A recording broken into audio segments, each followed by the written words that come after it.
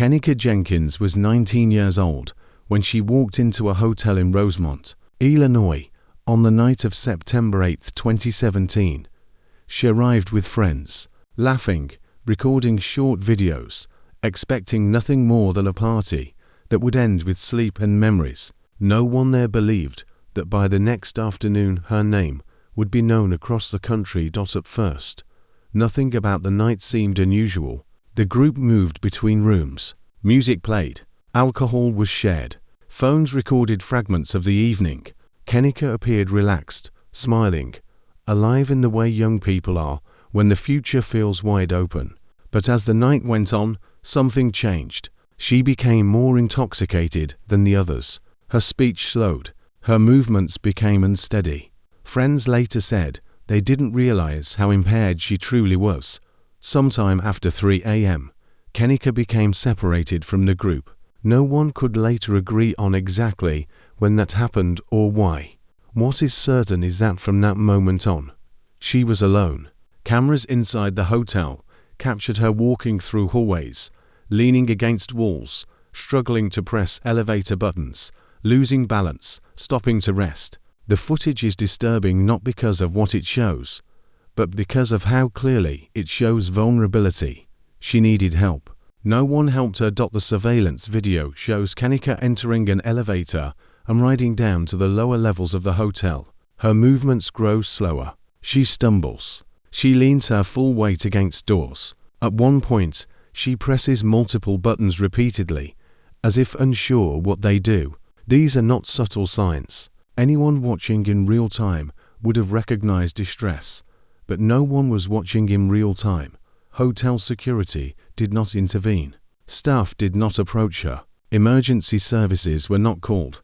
Kenneka continued moving through the building, unnoticed, unseen, unprotected. At approximately 3:30 a.m., Kenneka exited the elevator near the hotel's kitchen area. This section of the hotel was not meant for guests.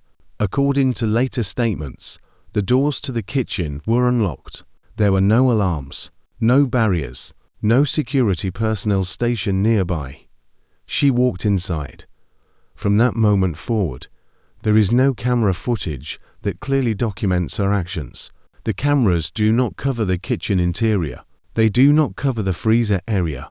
What happens next has been reconstructed only through assumptions. Sometime during the early morning hours, Kenneka entered an industrial walk-in freezer used by hotel staff. The temperature inside was well below freezing. According to police, she entered alone. According to the hotel, the freezer door could be opened from the inside. She never came out. By morning, Kenneka's friends realized she was missing. Calls went unanswered. Text messages were not returned. Panic began to set in. They searched the hotel. They knocked on doors. They asked staff for help. At first, their concerns were not treated as urgent.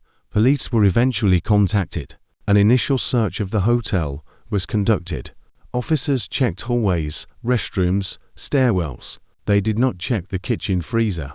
Hours passed. Kenneka's mother, Teresa Martin, arrived at the hotel desperate and afraid. She demanded answers. She demanded access to surveillance footage. She demanded a full search. Still, the freezer was not inspected. It was not until nearly 20 hours after Kenneka was last seen that a hotel employee entered the kitchen and discovered her body inside the freezer. She was unresponsive, cold, lifeless. The news spread quickly. Within hours, social media exploded. Videos of the surveillance footage circulated online. Millions of people watched a young woman struggle through hallways alone. Millions asked the same question: how did this happen? Authorities quickly ruled the death an accident. The Cook County medical examiner determined that Kenneka died from hypothermia due to prolonged exposure to extreme cold, with alcohol intoxication listed as a contributing factor. There were no signs of physical trauma, no evidence of assault, no indication of foul play. To law enforcement, the case appeared straightforward. To the public, it did not. Questions emerged immediately. Why was a visibly intoxicated guest allowed to wander freely through restricted areas? Why were kitchen doors unlocked? Why were there no alarms? Why did no one intervene when the cameras showed clear signs of impairment? Why was the freezer not checked during the initial search? Perhaps most troubling of all was the surveillance footage itself. While extensive, it appeared incomplete. Certain timestamps jumped forward. Some camera angles were missing. Blind spots existed in critical areas near the kitchen. To the family, this felt less like coincidence and more like convenience. The hotel released statements expressing sympathy and cooperation. Police emphasized that there was no evidence of wrongdoing, but explanations did little to ease public concern. As the days passed, theories multiplied. Some accused the hotel of gross negligence. Others believed someone else had been involved. Conspiracy theories spread rapidly, fueled by emotion, mistrust, and unanswered questions. While many claims lacked evidence, the intensity of public reaction reflected something deeper. People recognized themselves in Kenneka. They saw how easily a night out could turn dangerous, how vulnerability could be ignored, how systems designed to protect could fail quietly.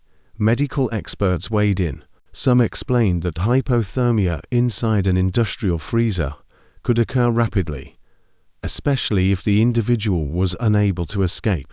Others questioned whether Kenneka would have been conscious long enough to realize what was happening.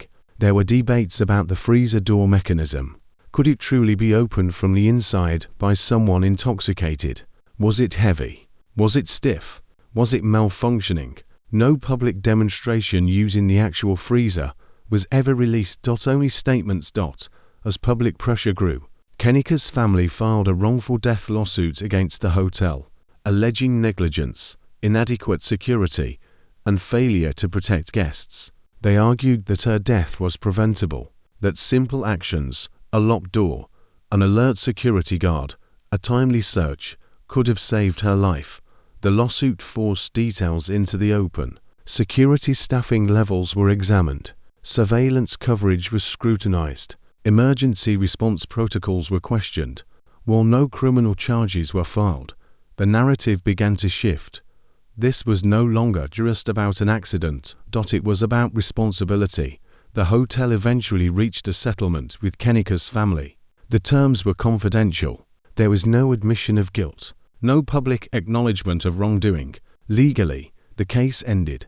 Emotionally, it did not. Years later, Kenneka Jenkins' story continues to resonate, not because of mystery, but because of what it reveals about modern environments, large buildings, limited oversight, reliance on cameras instead of human intervention, assumptions that someone else will step in. In Kenneka's case, no one did.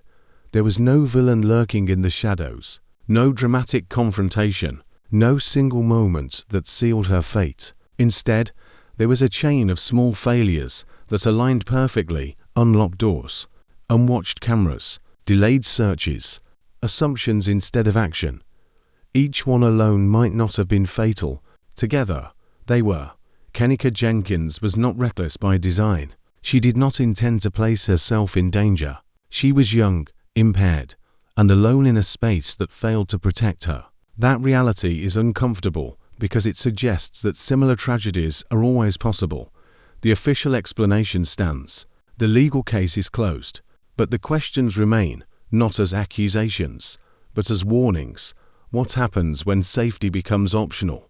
What happens when vulnerability is ignored? What happens when systems fail quietly? Kenneka's death forces reflection, not just on one night in one hotel, but on how society responds to people in distress. How often warning signs are visible but unaddressed. How easily responsibility is passed along until it disappears. She was 19. She had plans. She had people who loved her. She had a future that ended not through violence, but through neglect. That is what makes this story endure. Not mystery, not conspiracy, but the realization that this did not have to happen. And that understanding may be the hardest truth of all.